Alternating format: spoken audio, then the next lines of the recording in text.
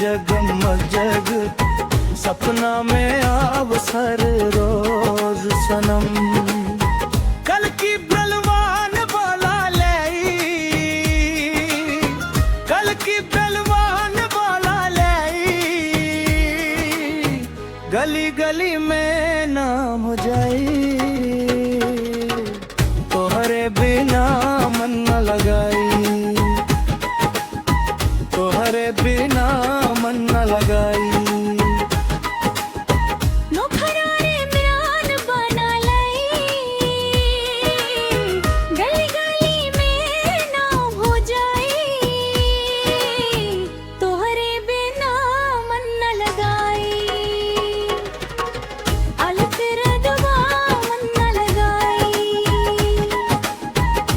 तेरा मन न लगाई।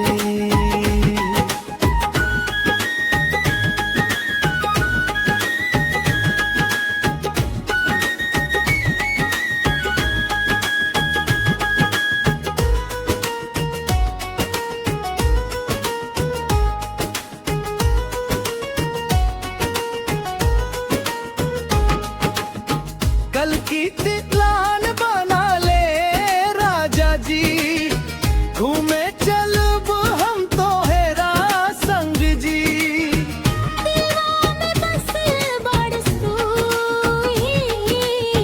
सिंध विष्णु देवर के जान जी, जग सिंध विष्णु देवर के जान जी। कल की तलवार बाबा लाई, कल की तलवार बाबा लाई, हाथवा पकड़ के चांद दिखाई, दिलवा के बात आज बताई, दिलवा के बात आज बताई। सुबह सुबह तू बाइक ले आई, हमरा खातिर गुलाब वाला आई, गली गली में नाम हो जाए, तोरे बिना मन न लगाई, हम तेरा गला मन न लगाए।